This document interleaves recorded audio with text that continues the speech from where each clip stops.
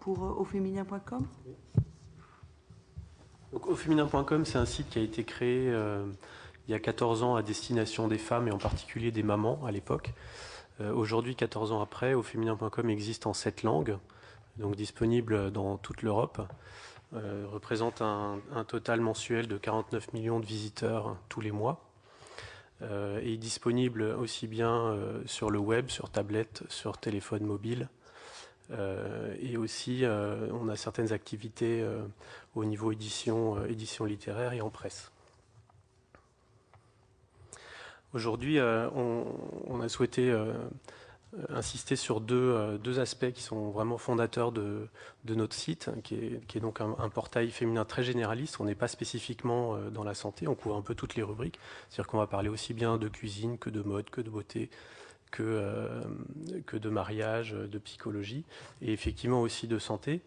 Avec toujours deux aspects très importants. L'un qui est la publication de contenus, d'informations et d'articles par nos journalistes, et une très grande place qui est donnée aussi à notre communauté, donc aux internautes qui peuvent s'exprimer via des forums et d'autres moyens comme des blogs ou des albums photos ou du partage de vidéos. Sur la partie publication d'informations, je passe la parole à Nicolas Évrard, qui est notre médecin rédacteur. Oui, je suis médecin et rédacteur en chef du site Santé AZ, qui est un site spécialement dédié à la santé, destiné au grand public. Je vais aller un peu vite sur certaines informations, puisque finalement, dans les interventions précédentes, et en particulier Allô docteur, on vous a dit un peu comment nous travaillons. En tout cas, nos articles et nos dossiers sont rédigés par des médecins que nous connaissons bien, ou bien par des journalistes. Et ces journalistes spécialisés dans le domaine de la santé travaillent avec des experts qui sont toujours référents. Et avant publication, mise en ligne de ces articles ou de ces dossiers, moi je les relis et je les valide.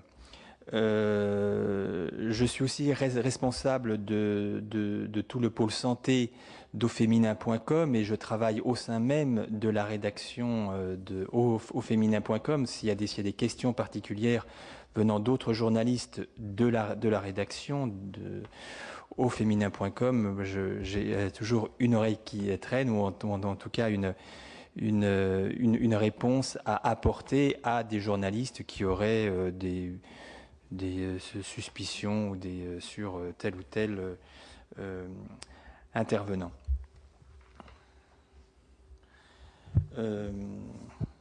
En fait, ce que je voulais dire, c'est que moi j'ai travaillé aussi avant à Santé Magazine, et la rédaction d'un site internet fonctionne exactement comme la rédaction d'un autre média. Il n'y a pas véritablement de changement particulier parce qu'on est sur internet. J'insiste sur le fait que je suis médecin journaliste, parce que je dis pas ça parce que je suis en face de législateur, mais le code de déontologie a une réelle signification. Il faut pas l'oublier. Je veux dire, dans mon contrat qui me lie au féminin, j'ai bien insisté sur le fait que je devais avoir aucune pression, parce qu'on peut imaginer que des médecins peuvent avoir des pressions qui font que je pourrais passer sur certaines règles ou sur certains codes de ce code de déontologie. Donc pour moi, ça a une réelle signification. Et comme on l'a dit précédemment, on obéit bien entendu aux règles dictées par le HON, puisque Santé AZ est accrédité HON, comme l'avait voulu l'HAS en 2004, je crois que ça avait été mis en place. Donc nous répondons à ces règles HON. Bon, si vous voulez d'autres informations sur ces règles, vous pourrez nous les poser à moi ou aux responsables d'autres sites. Voilà, maintenant je crois que Christophe va vous parler de la modération de nos forums. Alors, effectivement, comme on a une très grosse communauté, donc je le disais, 49 millions de visiteurs au niveau mondial. En France, on est plutôt autour de 12 millions de visiteurs tous les mois. On a donc une grosse communauté et des gens qui s'expriment dans nos forums. Donc évidemment, ça impose d'avoir des règles assez strictes au niveau de la modération. Pour vous donner une idée des volumes de publications qu'on a, sur un site comme Au Féminin, c'est 400 000 messages qui sont postés tous les mois. Ça représente un message toutes les 3 secondes en journée. Donc ça fait un volume d'informations considérable qui est soumis par des internautes. Et donc nous, dans ce cadre-là, on n'a pas d'autre choix que d'être sous le statut dit d'hébergeur, qui signifie qu'en fait les messages passent en ligne directement et que nous, on effectue une modération a posteriori des messages. Alors pour cette modération a posteriori, on a mis en place en fait une structure, une procédure à 3 niveaux.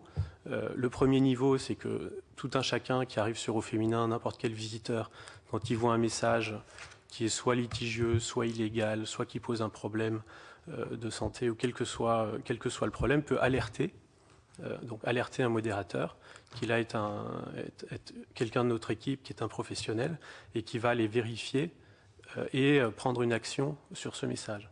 On a un deuxième niveau, c'est qu'on a un certain nombre d'utilisateurs qu'on appelle les utilisateurs modérateurs, qui sont un peu entre les utilisateurs normaux et nos modérateurs. Donc en fait, ce ne sont pas des employés d'Au Féminin, mais ce sont des utilisateurs dont on sait qu'ils sont fidèles et fiables dans le temps, qui ont des privilèges un petit peu supérieurs aux autres, c'est-à-dire qu'ils peuvent non seulement alerter, mais ils peuvent aussi prodiguer des conseils aux autres internautes, et surtout, ils peuvent supprimer certains messages ou certaines discussions.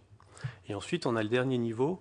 Là, on a des vrais modérateurs professionnels qui sont en fait nos employés, qui eux répondent aussi aux internautes, vérifient le travail des utilisateurs modérateurs et font en plus de cela une veille active sur certains mots-clés ou sur certaines thématiques. C'est-à-dire qu'ils vont aller spécifiquement, régulièrement, chercher tel ou tel thème dans les forums à la recherche de messages litigieux. Ensuite, en plus de ces 3 niveaux de modération, on met évidemment en place un certain nombre de bonnes pratiques qui sont les bonnes pratiques du secteur.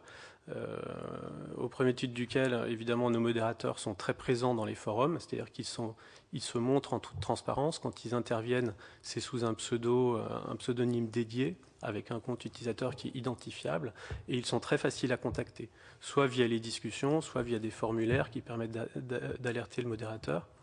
Ensuite, on publie évidemment tout ce qui est mode d'emploi du site internet, règles de bonne conduite. On a spécifiquement dans certains forums, et c'est le cas typiquement dans les forums santé ou dans les forums dédiés aux problèmes conjugaux, par exemple, des rappels très précis et des mises en garde spécifiques à ces forums-là, qui sont affichés en tête des forums. On est aussi évidemment signataire de la charte du droit à l'oubli.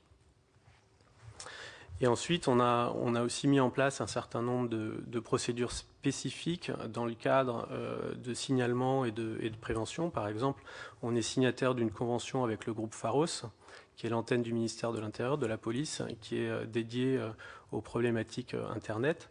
Donc on est signataire de cette convention qui nous permet, quand on constate des problèmes typiquement soit d'actes illégaux, par exemple de la vente illégale dans nos forums, ou des gens en danger immédiat, par exemple des personnes qui sont candidates au suicide, ça nous permet de faire de manière très accélérée un signalement à la police en donnant les adresses IP qui leur permettent d'intervenir plus rapidement. On a mis aussi en place, il y a quelques mois, un système de forums dits médicaux qui se distinguent des forums habituels où c'est des discussions entre des internautes et uniquement entre des internautes. Là, on a des forums médicaux où vraiment des médecins spécialistes ou généralistes interviennent et répondent aux questions des internautes. Et juste pour préciser sur ce point-là, évidemment, les médecins, ce qu'ils font dans ces forums-là, ce ne sont pas des consultations médicales. Ils donnent des conseils, ils interviennent, ils essaient d'être rassurants, de donner des conseils éclairés, donner de l'information, mais ce n'est pas de la consultation médicale. Et ce n'est pas un service payant, c'est un service gratuit, évidemment. On est aussi partenaire du dispositif Alerte Enlèvement, c'est-à-dire qu'on relaie les alertes enlèvement quand il y en a. Et puis on a pris à l'échelle de l'ensemble de la société un certain nombre d'engagements pour la défense des femmes, que ce soit le droit des femmes, prévention et santé, ou la défense des enfants. Et alors pour finir et peut-être pour conclure, et pour reboucler avec ce que je disais au départ, nous on est vraiment un portail féminin très généraliste, donc le problème spécifique des sectes et de la santé sur nos sites, c'est quand même un phénomène qui est assez restreint dans son ampleur. Il est forcément présent, puisqu'on est un très gros site et qu'on a beaucoup de visiteurs, forcément ça arrive. Mais pour illustrer ce propos, on a mené au cours des 3 derniers jours un sondage auprès de nos internautes dans lequel on les a alertés justement sur la problématique secte et santé en leur posant la question notamment de la fréquence. Eux, ce qu'ils constatent, nous, de notre point de vue de professionnel, on considère que ce n'est pas très fréquent. Donc on leur a demandé s'ils voyaient souvent des messages de publicité pour des sectes. On a par exemple 2% des gens qui ont répondu oui 1 à 2 fois par semaine. Pour 1 à 2 fois par mois, on a 18% des gens. Donc ça veut dire que en fait 80% des gens estiment pas en voir très très souvent. Donc ça reste quand même un phénomène assez faible. Après, ce qu'on a demandé aussi lors de ce sondage, je pourrais vous faire passer après la présentation et les chiffres si vous voulez.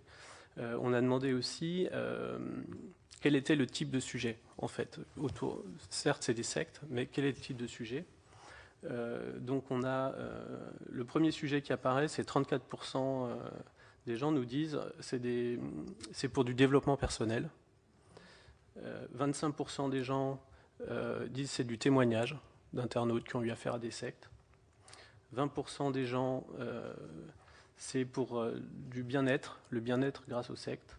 Et 18% des gens proposition d'achat de produits et de traitements. Voilà, et ça conclut la présentation. Merci. Merci beaucoup.